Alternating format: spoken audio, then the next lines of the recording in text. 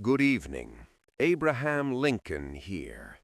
This dispatch lays bare what many refuse to name, and once seen, it cannot be unseen. I shall read to you this article. It is called "Trump Threatens to Impose Martial Law in Blue State in Wild Morning Rage Post," written by Lee Kimmons. President Trump threatened to impose martial law in Minnesota just hours after ICE agents shot a man during an enforcement operation. Quote, "If the corrupt politicians of Minnesota don't obey the law and stop the professional agitators and insurrectionists from attacking the patriots of ICE, who are only trying to do their job, I will institute the Insurrection Act, which many presidents have done before me, and quickly put an end to the travesty that is taking place in that once great state," end quote, Trump declared on Truth Social on Thursday morning. Here we witness the very language that preceded the dissolution of republics past, the branding of political opposition as corruption, the elevation of federal agents to patriots, and, most troubling, the casual invocation of extraordinary powers. The Insurrection Act, designed for moments when civil authority collapses entirely, becomes merely another tool of intimidation. His threat comes after a man was shot in North Minneapolis on Wednesday evening by a federal agent, sparking lively protests that saw ICE henchmen pepper spray protesters. The city is still on edge a week after the killing of Renee Nicole Good, who was shot dead by Agent Jonathan Ross. The incident on Wednesday came as officers were conducting a targeted traffic stop in Minneapolis of an illegal alien from Venezuela, the Department of Homeland Security said on X. The agency accused the man of resisting and attacking officers, and said two other individuals came out of a nearby apartment and also attacked the arresting officer, who fired a defensive shot to defend his life. Minneapolis authorities said federal agents had made entry into the home the man had entered. He was transferred to a local hospital with apparent non-threatening injuries, the city said in a statement. Mark well this sequence. Federal agents conduct operations in local jurisdictions, violence erupts, and immediately the narrative becomes one of federal authority under siege. Yet no mention is made of warrants, of local coordination, of the constitutional boundaries that should govern such actions. This is not law enforcement. This is occupation.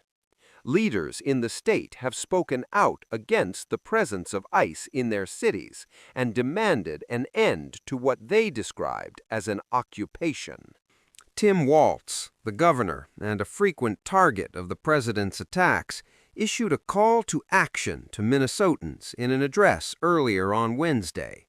He urged citizens to record the atrocities committed by ICE agents to bank evidence for future prosecution. Armed, masked, undertrained ICE agents are going door to door, ordering people to point out where their neighbors of color live, he said. It's a campaign of organized brutality against the people of Minnesota by our own federal government.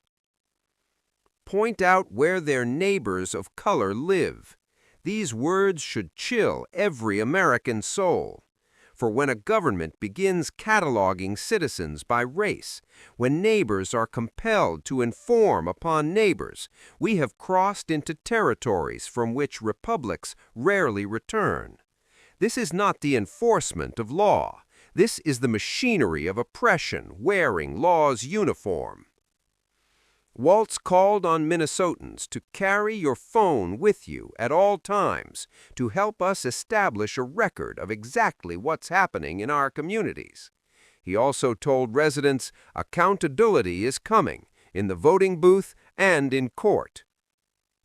The Minneapolis mayor, Jacob Frey, put the blame for the chaos in his city on Wednesday squarely at the feet of Trump. "I've seen conduct from ICE that is disgusting and intolerable," he said, urging protesters to go home. "We cannot counter Donald Trump's chaos with more chaos.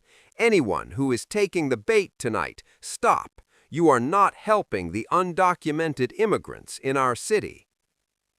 And here we see the impossible position of local leaders caught between federal overreach and popular outrage. Mayor Frey speaks truly when he warns against chaos meeting chaos, for in such collisions it is always constitutional government that suffers the gravest wounds. Yet what recourse exists when federal power operates without local consent, when the very foundations of federalism are trampled underfoot? My fellow Americans, what you have witnessed in these dispatches is not merely political theater or the rough and tumble of democratic governance. This is the systematic preparation for autocratic rule, the conditioning of the public to accept extraordinary measures as ordinary, the transformation of law enforcement into political enforcement, and most gravely, the deliberate cultivation of chaos to justify the suspension of constitutional protections.